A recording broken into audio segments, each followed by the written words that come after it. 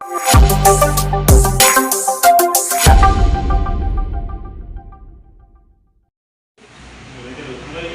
Mass മോട്ടോഴ്സിൽ നിന്നാണ് Honda Activa 60 വണ്ടി general സർവീസായിട്ട് നമ്മൾ കയറ്റിയിട്ടുണ്ട്. സർവീസിൻ്റെ ഭാഗമായിട്ട് നമ്മളതിൻ്റെ എയർ ഫിൽറ്റർ, ക്ലച്ചിൻ്റെ ഭാഗം, അതേപോലെ ഡീറ്റെയിൽ ആയിട്ട് എല്ലാ ഭാഗവും തന്നെ നമ്മൾ ചെക്ക് ചെയ്യുന്നുണ്ട് കേട്ടോ.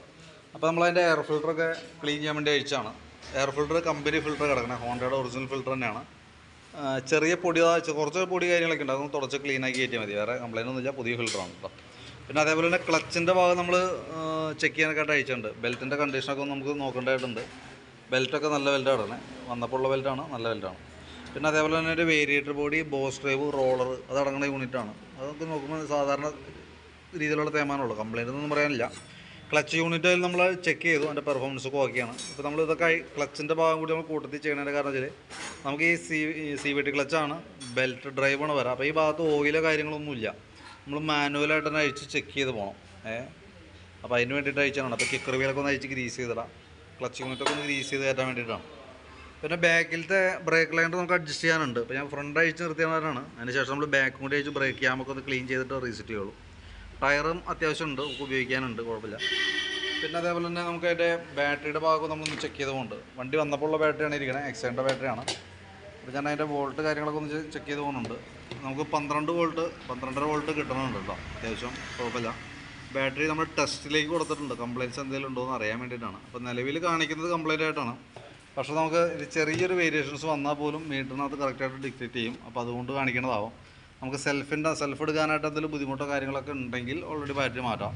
കാരണം ഇപ്പോൾ നമുക്ക് നോക്കുമ്പോൾ പ്രശ്നമൊന്നുമില്ല, അപ്പോൾ വലിയ താമസിച്ചാണ്ട് ഒരു പക്ഷേ കംപ്ലയിൻറ്റ് കാണിച്ചേക്കും ബാറ്ററിയുടെ ഭാഗം കേട്ടോ. വണ്ടി വന്നപ്പോൾ ഉള്ള ബാറ്ററിയാണോ വണ്ടി ഇരിക്കുന്നത്. പിന്നെ നമുക്ക് അതിൻ്റെ ആക്സിലേറ്റർ കേബിൾ ടൈറ്റ് കാണിക്കുന്നുണ്ട്, അപ്പോൾ നമുക്ക് മാറ്റേണ്ടതായിട്ടുണ്ട്. അത് 2 കേബിൾ വരാം, ആക്സിലേറ്ററിന് തന്നെ 2 കേബിൾ തന്നെ. അപ്പോൾ 2 കേബിൾ നമുക്കൊന്ന് മാറ്റണം. അത് മാറ്റണമെങ്കിൽ ഇവരെ ഫുള്ളായിട്ട് നമുക്ക് അഴിച്ചാറാണ്, കാരണം അതിൻ്റെ ഉള്ളിലേക്കൊക്കെ ഇവിടെയൊക്കെ ലോക്ക് ചെയ്ത് പോയിരുന്നുണ്ട്. അപ്പോൾ അത് ചെയ്യണമെന്നുണ്ടെങ്കിൽ നമുക്ക് ഫുള്ളായിട്ട് അതിൻ്റെ ഭാഗങ്ങളൊക്കെ അഴിച്ചാറാണ് നമുക്ക് ക്ലിയർ ചെയ്യാൻ പറ്റുള്ളൂ. പിന്നെ അതേപോലെ തന്നെ ഫ്രണ്ട് ഭാഗത്തേക്ക് വരുമ്പോഴത്തേക്കും ഫ്രണ്ട് ബ്രേക്ക് ലൈനറൊക്കെ നമുക്കൊന്ന് ക്ലീൻ ചെയ്ത് തരുന്നുണ്ട്, ക്യാമൊക്കെ ഒന്ന് അഴിച്ച് ഗ്രീസ് ചെയ്ത് റീസെറ്റ് ചെയ്യാം. നിലവിൽ വേറെ പ്രോബ്ലം ഒന്നുമില്ല ബ്രേക്കുമായി ബന്ധപ്പെട്ട്.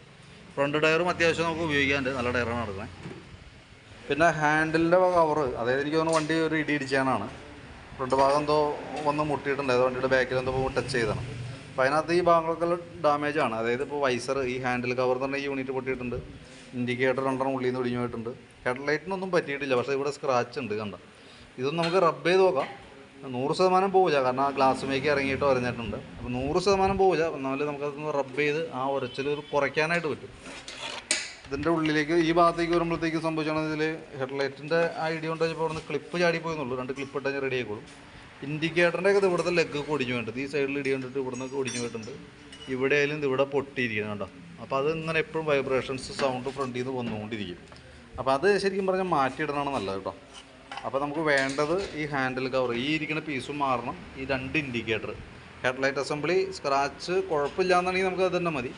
അതല്ലെങ്കിൽ നമുക്ക് അസംബ്ലി പടി മാറ്റേണ്ടി വരും, ഏകദേശം ഒരു 1000 രൂപ 1500 ഒക്കെ അതിന് കോസ്റ്റ് ഉണ്ട്. ഹെഡ്ലൈറ്റ് അസംബ്ലി ഓൾറെഡി നമ്മുടെ കയ്യിൽ ഉണ്ടാവും, പക്ഷേ നോക്കിയിട്ട് ചെയ്താൽ മതി. അതിനുള്ള പ്രോബ്ലം LED ആണ്, അതിനുള്ള പ്രശ്നം തോന്നണില്ല കാഴ്ചയില്ല കേട്ടോ. അപ്പോൾ ഞാൻ വേണ്ട ഐറ്റംസ് ഞാനിപ്പോൾ വേണ്ടി വന്ന പാർട്സലിൻ്റെ ഒരു ഇത് വാട്സാപ്പിൽ തന്നെ ഷെയർ ചെയ്തിട്ടേക്കാം. പിന്നെ അതേപോലെ സ്പീഡോമീറ്റർ കേബിൾ വർക്കിംഗ് അല്ല, ടൈറ്റായി പോയി കാണാം. അപ്പോൾ കേബിളൊന്നും മാറ്റിയിടാം ആവശ്യമാണെങ്കിൽ. അപ്പോൾ കേബിൾ മാറ്റിയതിന് ശേഷം നമുക്ക് അറിയാൻ പറ്റുള്ളൂ. ഇതെങ്ങനെ വല്ല സ്ലിപ്പിങ് എന്തെങ്കിലും ക്രൗൺ പിന്നെയും കാണിക്കുന്നുണ്ടെങ്കിൽ നമുക്ക് ക്രൗണും പിന്നെയും കൂടി മാറ്റേണ്ടി വന്നേക്കും കേട്ടോ. പിന്നെ അതേപോലെ നമ്മൾ എഞ്ചിൻ ഓയിൽ മാറുന്നുണ്ട്. പിന്നെ ഈ ഭാഗത്തേക്ക് വരുമ്പോഴത്തേക്ക് നമുക്ക് സ്പാർക്ക് പ്ലഗൊക്കെ ഒന്ന് അഴിച്ച് ക്ലീൻ ചെയ്ത് തരുന്നുണ്ട്. പുതിയ പ്ലഗ് കിടക്കണം, വലിയ പഴക്കമായിട്ടില്ല, അതൊന്ന് ക്ലീൻ ചെയ്ത് റീസെറ്റ് ചെയ്താൽ മതി, വേറെ കുഴപ്പമൊന്നുമില്ല. അപ്പോൾ നമുക്ക് ജനറൽ സർവീസ് വേണം മെയിനായിട്ട്. അതിനേക്കാൾ ഒരു ജനറൽ സർവീസിന് പുറമെ വന്ന വർക്ക് എന്ന് പറഞ്ഞാൽ നമുക്ക് ആക്സിലേറ്റർ കേബിൾ മാറ്റാനുണ്ട്, സ്പീഡോമീറ്റർ കേബിൾ മാറ്റാനുണ്ട്, പിന്നെ ആ ഫ്രണ്ടിലത്തെ കവറുകൾ ചേഞ്ച് ചെയ്യാനുണ്ട്. അതൊക്കെയാണ് മെയിനായിട്ട് തന്നെ കേട്ടോ. അപ്പോൾ ഞാൻ അതിൻ്റെ ഏകദേശം ഒരു എസ്റ്റിമേറ്റ് നോക്കിയിട്ട് അതിൻ്റെ ഡീറ്റെയിൽസ് പറയാം. ഹാൻഡിൽ കവർ, ഇൻഡിക്കേറ്റർ ഒന്നും അതിനകത്ത് ഉൾപ്പെടുത്തുന്നില്ല, ഹെഡ്ലൈറ്റ് ഞാൻ ഉൾപ്പെടുത്തുന്നില്ല, വേണമെങ്കിൽ പറഞ്ഞാൽ മതി. ബാക്കിയത്തെ കേബിൾ വിത്ത് സർവീസ് ഓയിൽ ചേഞ്ച് എല്ലാം ഉൾപ്പെടുത്തിയൊരു എസ്റ്റിമേറ്റ് പറയാം, വാട്സാപ്പിലേക്ക് ഇട്ടേക്കാം ഡീറ്റെയിൽസ്. അപ്പോൾ നോക്കിയിട്ടൊന്ന് റിപ്ലൈ ഇട്ടാൽ മതി. നമുക്ക് മേടിക്കേണ്ട പാർട്സുകൾ, മേടിക്കേണ്ട പാർട്സുകളും കൂടി ഞാനതൊക്കെ ഇട്ടേക്കാം. അപ്പോൾ അതൊന്ന് കളക്ട് ചെയ്യാനും ശ്രദ്ധിക്കാം. ഓക്കെ.